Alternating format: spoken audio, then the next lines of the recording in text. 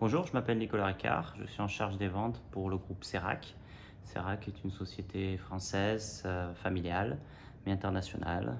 Nous sommes spécialisés dans la fabrication d'équipements pour l'emballage, avec une dominante dans l'agroalimentaire, donc les produits laitiers, les huiles végétales, les sauces et d'autres secteurs non alimentaires.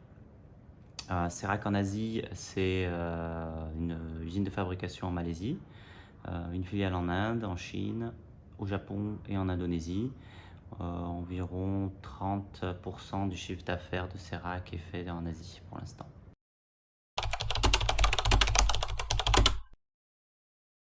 La crise du Covid nous a d'abord affecté bien sûr dans notre filiale en Chine, où nous avons dû fermer notre bureau pendant quelques semaines. Beaucoup de clients ont repoussé leurs commandes, donc très peu d'activité sur la Chine. Et puis ça s'est propagé dans toutes nos filiales, jusqu'à récemment le Japon. Il y a un mois et demi, nous avons fermé notre usine de production en Malaisie. La Malaisie a été un pays qui a réagi tôt et de façon très forte, avec un des confinements les plus stricts de la région. Et aujourd'hui, tous nos collaborateurs sont en télétravail.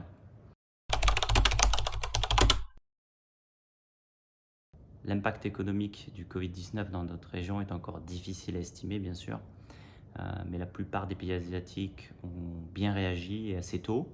Donc il y a encore très peu de cas en Asie. Il y a eu certes récemment une augmentation en Indonésie et au Japon, mais la plupart des pays sont plutôt bien sortis. La Malaisie, par exemple, où nous sommes basés, a appliqué des règles strictes, comme je le disais. Et aujourd'hui, la situation est complètement sous contrôle et ils ont un plan de redémarrage de l'économie à moyen terme. Donc nous restons très positifs sur la région.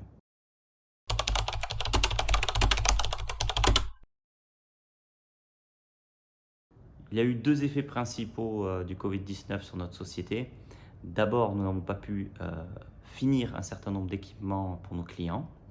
Deuxièmement, nous voyons beaucoup de clients qui repoussent leur investissement à l'année prochaine ou dans quelques mois, et donc un carnet de commandes qui a du mal à grossir.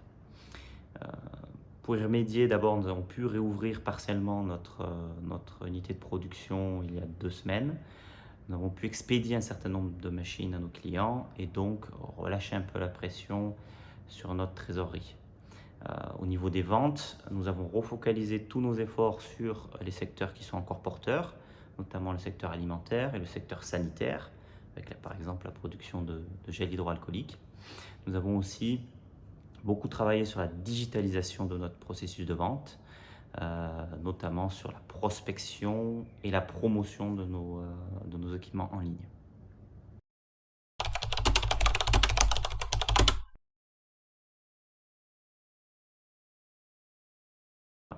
À moyen terme, nous voyons un redémarrage lent mais certain de l'activité, notamment en Inde, en Asie du Sud-Est et en Océanie. L'Asie reste au centre de la stratégie de développement de Cerac. La Chine est un marché un peu particulier. Nous sommes positifs, mais nous restons prudents.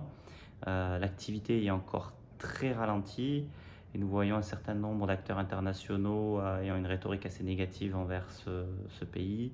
Donc positif, mais prudent.